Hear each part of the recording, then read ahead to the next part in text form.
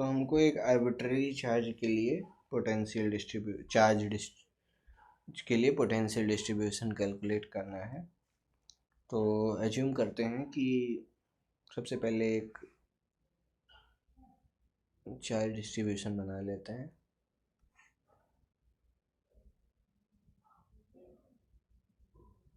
ठीक है, ये हमारा चार्ज डिस्ट्रीब्यूशन है। हमने बोला कि ये रो डीवी है। ठीक है, डीवी डैश। ठीक, एक पॉइंट का जो चार्ज है वो रो डीवी है। तो मान लेते हैं हम इस पॉइंट पे मुझे कैलकुलेट करना है। तो इस पॉइंट की ऑरिजिन से जो डिस्टेंस होगी उसको हम बोल देते हैं आर डैश। ठीक है, तो इसका जो चार्ज हो जाएगा इस पॉइंट का वो हो जाएगा रो डीवी डैश। ठीक है, और साथ ही साथ एक पॉइंट एज्यूम कर लेते हैं पी, जहाँ पे हमें कैलकुलेट करना है। ये एक जनरल पॉइंट है। ठीक है, आर, और इससे लिए मुझे ओरिजिन से एक वेक्टर ले लेते हैं पॉइंट पी के लिए। ठीक है, ये है पॉइंट पी, इसके लिए मुझे कैलकुलेट करना है। और अब वेक्टर एडिशन है, तो ये वाली जो डिस्टेंस हो गई जनरल पॉइंट से पी तक की, इसका नाम क्या हो जाएगा? इसका नाम हो जाएगा ये वाला आर। ठीक, और ये वाला आर हो गया एक। अब हम अगर पोटेंशियल की बात करें तो पोटेंशियल क्या होता है? वही फॉर्मूला जो हमेशा से लगाते आए हैं। तो सबसे पहले अगर मैं डी फाई की बात करूं तो डी फाई क्या होगा हमारा? डी फाई हो जाएगा 1/4 पाई एप्सिलॉन नॉट। ठीक है, वॉल्यूम इंटीग्रल किसके लिए कर रहे हैं? एक आर्बिट्ररी चार्ज जो कि फंक्शन है किसका? आर डैश का फंक्शन है। ये रो डीवी किसका फंक्शन? देखो आर डैश का फंक्शन है। आर डैश का फंक्शन हो गया और डीवी डैश। ठीक, ये हो गया चार्ज। ठीक है, चार्ज पोटेंशियल क्या होता है? के क्यू बाई आर। तो क्यू की जगह ये हो गया डिवाइडेड बाई आर डिस्टेंस। कौन सी डिस्टेंस? From given point. तो गिवन पॉइंट से जो डिस्टेंस है वो ये वाला आर है। ठीक, इतना हो गया।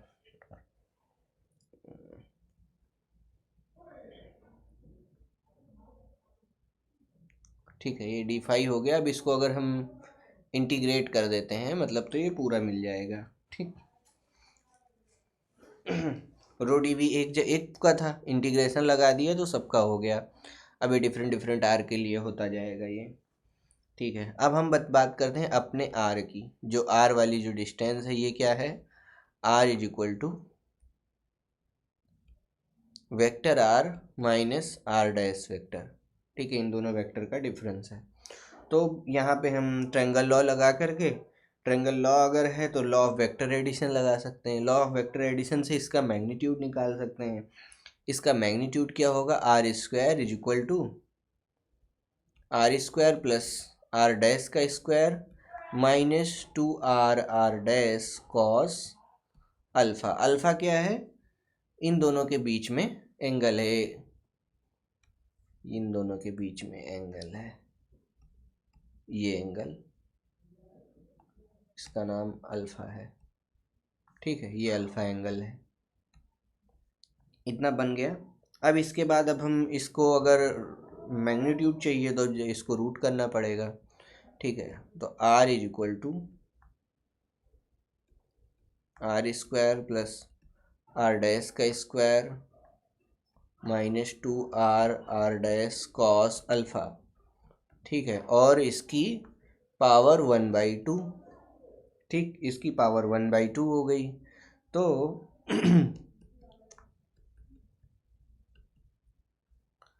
अब अगर और सॉल्व करें तो ये क्या बन जाएगा?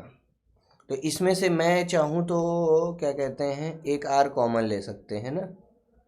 कौन सा आर कॉमन ले सकते हैं? जिसके टर्म में हमें रिप्रेजेंट करना है।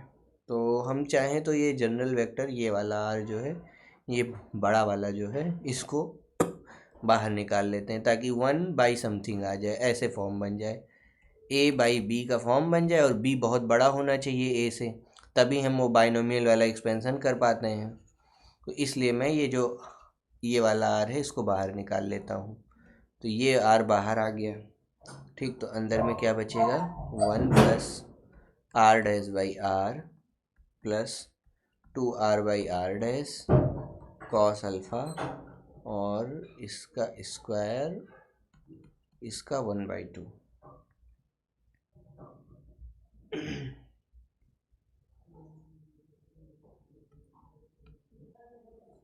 अब थोड़ी सी मैथ्स कर लेते हैं यहाँ पे। तो 1 प्लस एक्स की पावर n है, ठीक है, इसका एक्सपेंशन करना है मुझे। तो 1 प्लस एक्स की पावर n का एक्सपेंशन टेलर सीरीज लगा के हम कर सकते हैं। टेलर सीरीज क्या होता है, अगर हमें किसी फंक्शन का जो है एक्सपेंशन करना है तो हम लिखते हैं f dash o 0/0 factorial plus x की power 0 f dash double single dash. एक बार बिना डैश के होगा, डबल डैश सिंगल डैश ऐसे होता जाएगा। 1 मिनट। एफ का एक को बार भी डिफरेंशिएशन नहीं होगा, ठीक है, और अपॉन 0 फैक्टोरियल और 0 की एक्स की power 0 plus f double dash sorry single dash और एक्स अपॉन 1 फैक्टोरियल एक्स की power 1 plus f double dash x की power 2/2 factorial plus f triple dash upon 3 factorial. ठीक है, और ये सब हम कैलकुलेट करेंगे एट एक्स इक्वल टू 0, क्योंकि अराउंड एक्स हम निकाल रहे हैं। ठीक है, तो 3 फैक्टोरियल और एक्स की पावर 3 और यहाँ एक्स। तो ऐसे इसको हम करते जाएंगे। ठीक है, इसको थोड़ा और सिंप्लीफाई करें तो ये क्या बन जाएगा, देखो ध्यान से, आइडेंटिटी यही टेलर एक्सपेंशन ही लग रही है यहाँ पे। तो ये बन जाएगा 1 प्लस एक्स की पावर n। तो पहले मैं देखो डिफ्रेंशिएट करके डालूंगा तो 1 ही आ जाएगा प्लस, ठीक है, 1 प्लस एक्स की पावर n का एक बार डिफ्रेंशिएशन करेंगे तो n आ जाएगा। ठीक है, और n minus 1 of 1 plus x, और x को हम 0 डाल दे रहे हैं तो 1 की पावर n हो जा रही है। ठीक है, तो 1 की पावर n वैसे ही रहेगी और x की पावर 1/1 फैक्टोरियल प्लस, अब दो बार डिफ्रेंशिएट करेंगे तो ये हो जाएगा n इंटू n माइनस 1। दूसरी बार डिफ्रेंशिएट करने में और फिर से जब डालेंगे 0 तो फिर 1 आ जाना है, तो अपॉन 2 फैक्टोरियल एक्स की power 2 plus n minus 1 n minus 2 divided by 3 factorial x की पावर 3 डॉट डॉट डॉट। ठीक है, ऐसे हम एक्सपेंड कर सकते हैं। थोड़ा सा मैथ्स लिख लिया यहाँ पे। तो वैसे ही 1 प्लस एक्स की पावर माइनस एन हो जाए तो क्या होगा, 1 प्लस एक्स की पावर माइनस एन हो जाए तो 1 प्लस यहाँ माइनस एन की जगह एक्चुअली हमें 1/2 के लिए करना है तो चलो वही कर लेते हैं। ठीक है, तो अगर हमें ये 1/2 के लिए निकालना है तो 1 प्लस, ठीक है, हमें किसके लिए सॉल्व करना है, यही चीज़,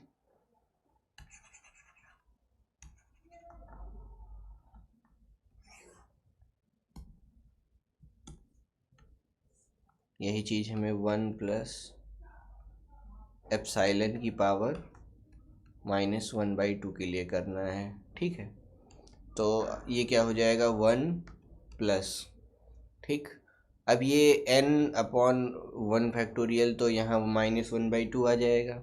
ठीक है, तो माइनस 1/2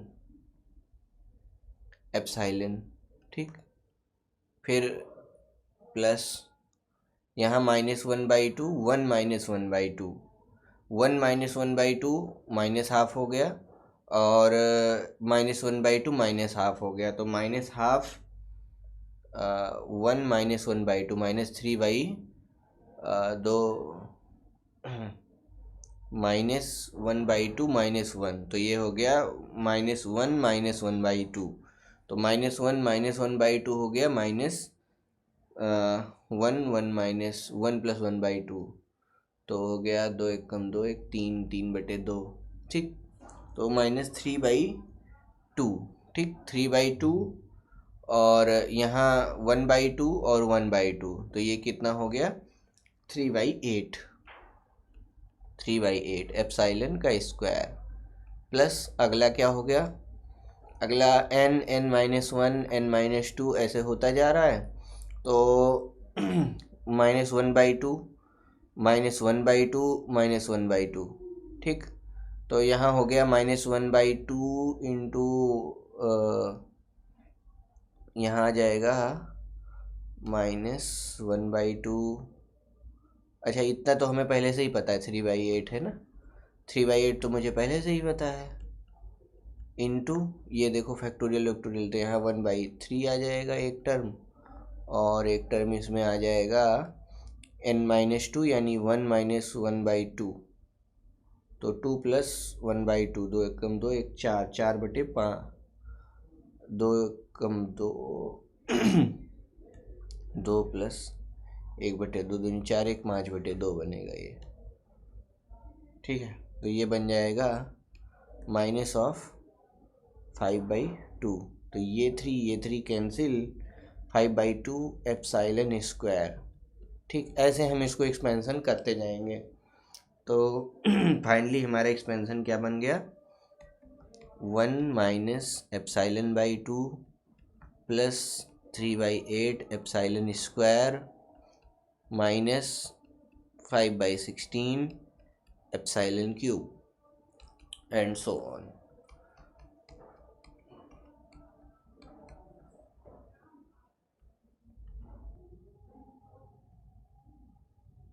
एक छोटा सा ये गड़बड़ हो गया, यहाँ माइनस साइन रहेगा, -2r/r', और यहाँ भी क्या आएगा, माइनस साइन आएगा। सो हमारा जो एप्सिलॉन है वो क्या है, हमारा एप्सिलॉन है r'/r का स्क्वायर -2r/r' cos अल्फ़ा, ठीक है, ये हमारा एप्सिलॉन है।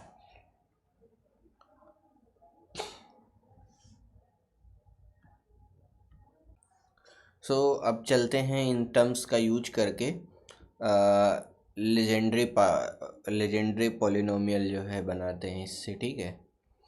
तो हमको इन चीज़ों की ज़रूरत पड़ेगी।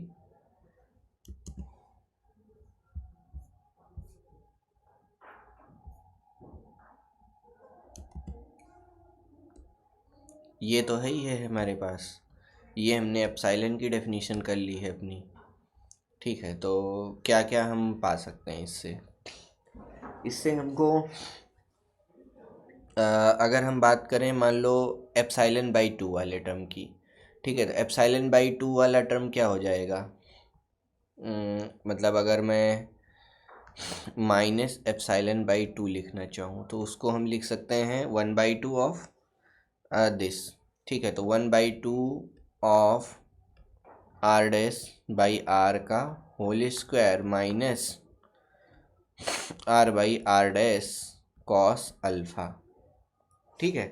तो ये टर्म है, और जो मैं फर्स्ट टर्म की अगर मैं बात करूँ, फर्स्ट टर्म एकदम फर्स्ट टर्म, तो फर्स्ट टर्म हमारा क्या हो जाएगा, तो ऐसे लिखते हैं इसको पूरा अच्छे से, ठीक है। ये हो गया first term is equal to 1, ठीक। फिर लिखते हैं हम सेकेंड टर्म, ये आ गया सेकेंड टर्म, ठीक है। अब यहाँ ध्यान देने वाली बात ये है कि हम फर्स्ट टर्म में चाहते क्या हैं, ठीक।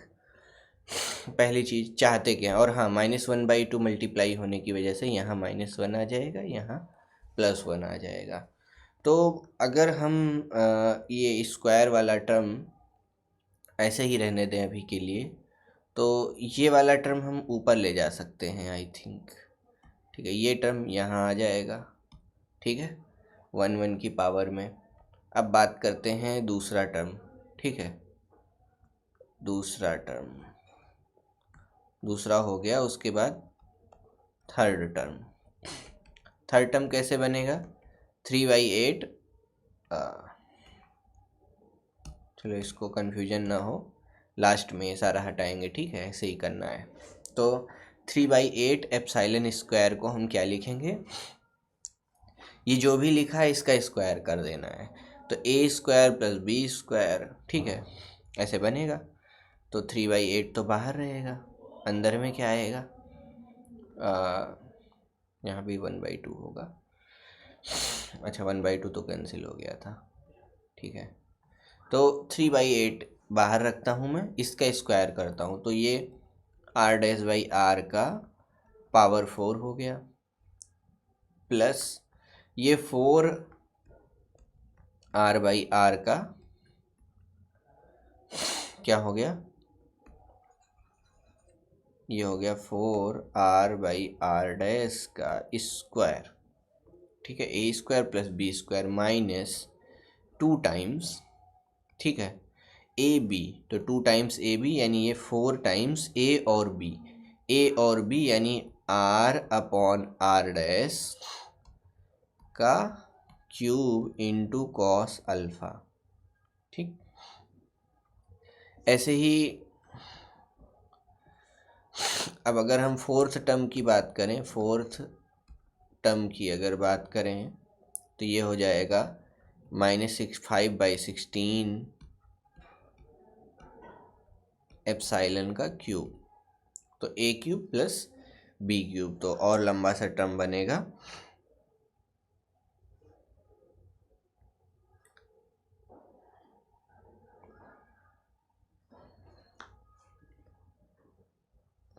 तो यहाँ आ जाएगा 3/2 r/r' का स्क्वायर।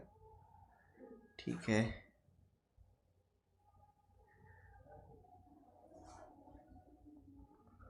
करते रहते हैं इसको।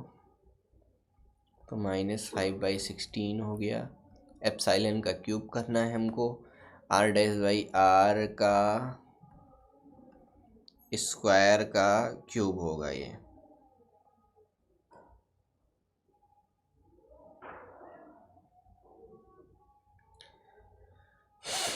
ठीक है, और हाँ, यहाँ जब r/r' का स्क्वायर हुआ था तो ये कॉस अल्फ़ा का भी स्क्वायर हुआ था।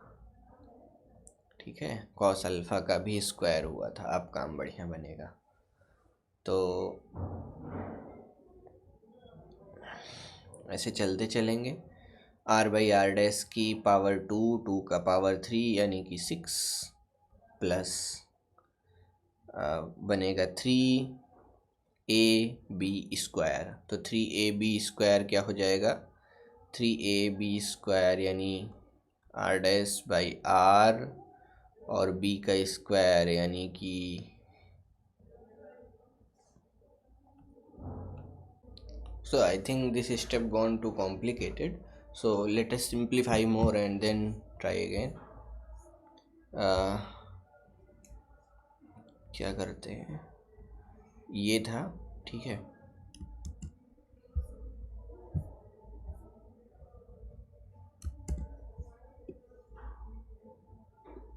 ठीक, ये है हमारे पास। तो इसको थोड़ा और सिंप्लीफाई करके हम लिख सकते हैं r' को अगर हम कॉमन ले लें तो r/r' माइनस 2 कॉस अल्फ़ा बचेगा। ठीक है, इसको सिंप्लीफाई करना ज़्यादा ईजी होगा। तो अगर मैं इसके स्क्वायर को लिखूं, अल्फ़ा का स्क्वायर क्या हो जाएगा? r' का स्क्वायर, और अंदर में क्या लिखेंगे हम? a स्क्वायर r/r' का स्क्वायर प्लस b स्क्वायर यानी plus 4 cos alpha plus 2ab यानी -2/2 4 हो गया, ये 4 r/r' कॉस अल्फ़ा। ठीक, और अगर मैं अल्फ़ा का क्यूब लिखना चाहूँ तो आर डैश बाई आर ये जो बाहर आया था इसका क्यूब लिख देंगे अंदर में, और ए क्यूब यानी आर बाई आर डैश का cube plus b cube a square b यानी आर बाई आर डैश का स्क्वायर इंटू 2 कॉस अल्फ़ा, ठीक है, यहाँ 3 times plus 3 times a b square r by r dash और b square यानी 4 cos square alpha plus 8 cos alpha cube, ये बना term.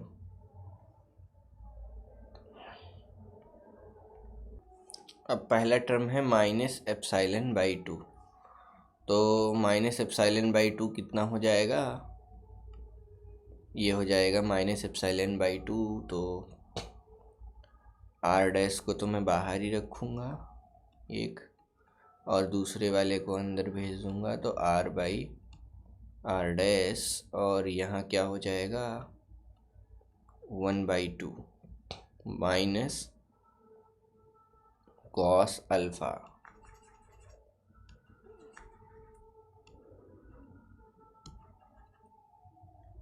तो ये बन जाएगा minus r by r dash cos alpha minus r by 2 r dash और plus 2 cos alpha 2 r by r dash cos alpha, तो ये यहाँ से अंदर चला गया। ठीक, सिमिलरली इसको भी अंदर भेजते हैं। अगला टर्म कितना है, एप्साइलन बाई 2 का स्क्वायर, तो ये एप्साइलन बाई 2 स्क्वायर वाला कौन सा था 3/8, तो इसमें 3/8 लगाना है आगे, माइनस 3/8 यहाँ लगा देते हैं, माइनस 3/8 माइनस 1/2, तो जब 3/8 वाला टर्म अंदर जाएगा तो क्या बन जाएगा, यहाँ क्या बनेगा माइनस 3/8 आर की power 4 minus 3/8 r by r dash की पावर 4 प्लस यहाँ 4 2 जा 8 तो माइनस 3/2, ये बन जाएगा माइनस 3/2 कॉस अल्फ़ा, एक अल्फ़ा का स्क्वायर होना चाहिए था, ए स्क्वायर प्लस बी स्क्वायर, इस ये वाला स्क्वायर हो जाएगा, तो माइनस कॉस स्क्वायर अल्फ़ा, ठीक है, और आर बाई आर डैश का होल स्क्वायर, तो ये हो जाएगा आर बाई आर डैश का होल स्क्वायर। ठीक, ये हो गया माइनस 4/8, तो ये माइनस 4 यहाँ भी था, तो 3/2 और आर बाई आर डैश का क्यूब कॉस अल्फ़ा। ठीक, 3 टर्म हो गए, अगले में 4 टर्म है। ठीक, तो अगले 4 टर्म का भी एक्सपेंशन लिखता हूँ।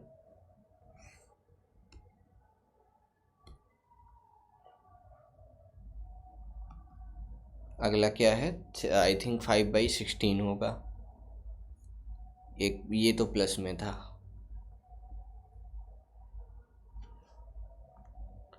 प्लस 3/8 प्लस 3/8, तो ये भी प्लस और लास्ट वाला माइनस। ठीक है, अगला क्या है, प्लस 3/8, तो यहाँ a माइनस बी का होल स्क्वायर किया था, तो एक टर्म माइनस में होगा, ये वाला माइनस में होगा, ये वाला प्लस में होगा, और ये a का क्यूब हुआ है तो ये फिर माइनस में होगा। ठीक है, तो अगला टर्म है हमारा एप्सिलॉन बाई 2 3/8 माइनस 5/16, यहाँ क्या मल्टीप्लाई होगा, यहाँ मल्टीप्लाई होगा -5/16। तो इसको हम करेंगे मल्टीप्लाई अंदर में -5/16 और ये सब, तो क्या बन जाना है इसको, -5/16 r' का क्यूब। तो ये रहा, इसका तो क्यूब हुआ ही हुआ, अंदर में एक टर्म था उसका भी क्यूब हो गया है। तो इसका क्यूब यानी पावर 6 चली गई, r' की पावर 6 इक्वल टू -5/16। ठीक है, -15/16 और 16 और ये 2 यानी 8, तो ये हो गया -15/8 और ये हो गया 2 और 3 5, तो r' की पावर r/r' की पावर जो है 5 cos अल्फ़ा। अगला टर्म क्या है, 3r/r', तो यहाँ 3 यहाँ हो गया 3 और 4 दूनी 16, यानी ये 4 चौक 16 हो गया, 4 चौक 16 यानी 15/4 -15/4 कॉस अल्फ़ा है, यहाँ कॉस अल्फ़ा का स्क्वायर और r/r' की पावर 4।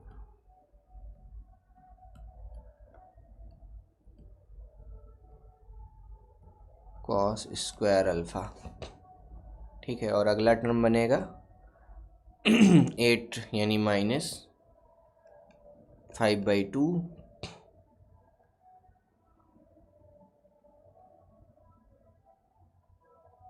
ये प्लस में था, हाँ, -5/2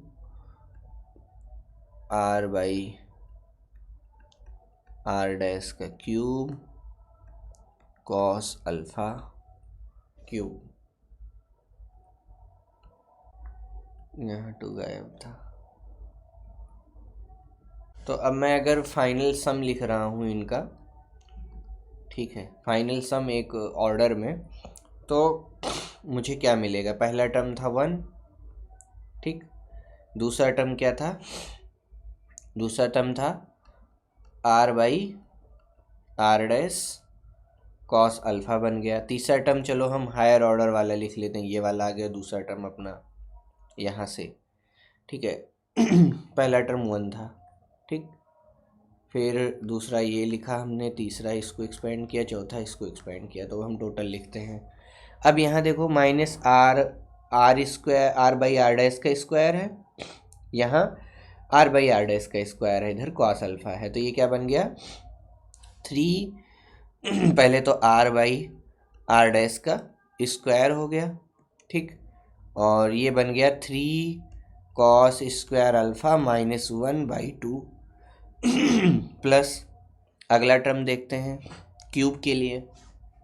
तो जब मैं क्यूब के लिए लिखना चाहूँगा, तो क्यूब के लिए देखो ये 3 है, यहाँ पावर 3 में है, और कहीं और भी हमें 3 की पावर का टर्म चाहिए, ठीक है। तो यहाँ 3 का टर्म आया कैसे, अच्छा मल्टीप्लाई होके आया है, ठीक है।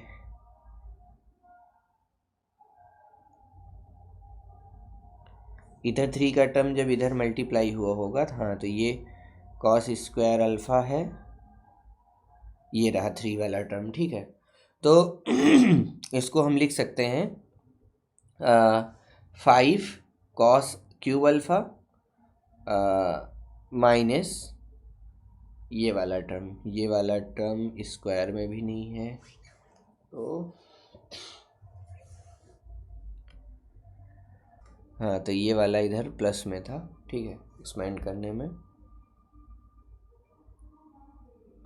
तो यहाँ हमको क्या देखने को मिलेगा,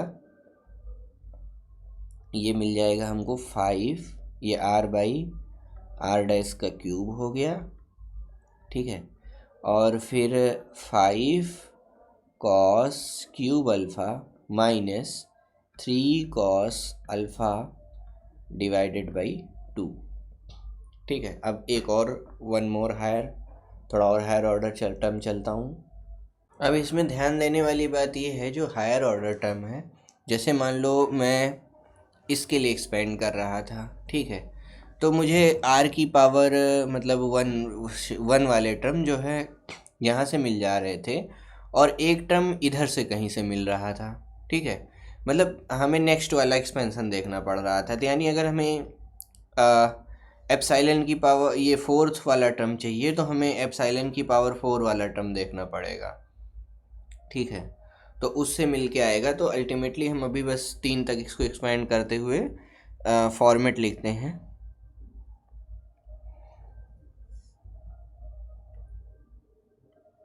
सो इसको हम लेजेंडरी पॉलिनोमियल के टर्म में रिप्रेजेंट कर सकते हैं। तो ये फाइनली हमारा, हम इसको लिख सकते हैं जो भी था, 1/r is equal to 1/r summation, ठीक है, l इक्वल टू 0 से इन्फिनिटी तक, और r डैश बाई r की पावर l, और P L as a function of cos alpha, ठीक है। और ये जो पी एल है, ये जो पॉलिनोमियल पी एल है, इसका मतलब एक्सपेंशन हमें मिल ही जाएगा, ठीक है। लेजेंडरी पॉलिनोमियल जब भी सर्च करेंगे तो, एक मैं दिखा देता हूँ इसे गूगल सर्च। तो हमने किया था, एक वेबसाइट आई है वॉल्फ्राम मैथ वर्ल्ड, ठीक। तो इन्होंने कुछ पेपर करके कुछ दिया है।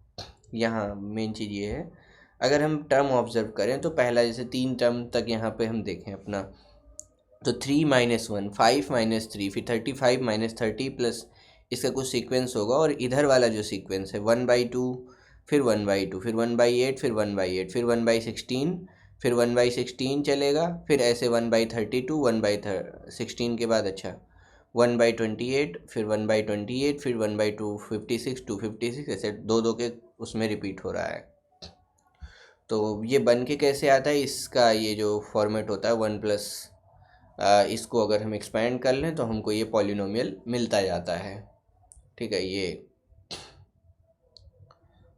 तो बेसिकली इसको शॉर्ट फॉर्म में हमने रिप्रेजेंट कर लिया। 3 टर्म तक ही यहाँ कैलकुलेट किया है। तो अब हमारा जो एक्सप्रेशन है वो क्या हो गया, पोटेंशियल का phi as a function of vector r equal to 1/4 pi epsilon not 1/r summation l equal to 0 से इन्फिनिटी, और इंटीग्रेशन लगा देते हैं, ठीक है। r डैश बाई r की power l rho as a function of r dash, ठीक है। और polynomial, Legendre polynomial cos alpha d dash, ठीक है। ये हमारी फाइनल एक्सप्रेशन आ गई। तो अब हम l की डिफरेंट वैल्यू पुट करके l equal to 0, l equal to 1, l equal to 2 और l इक्वल टू 3 के लिए पोटेंशियल हम निकाल सकते हैं। तो l इक्वल टू 0 टर्म होगा, उसको हम मोनोपोल बोलेंगे। l इक्वल टू 1 वाला टर्म होगा तो उसमें कुछ ऐसा कॉम्बिनेशन बन जाएगा कि हमें वो डायपोल जैसा दिखेगा, और ऐसे ही l इक्वल टू 2 जो है हमें क्वाड्रिपोल दिखेगा, ठीक है। तो ये पार्ट नेक्स्ट पार्ट में करेंगे।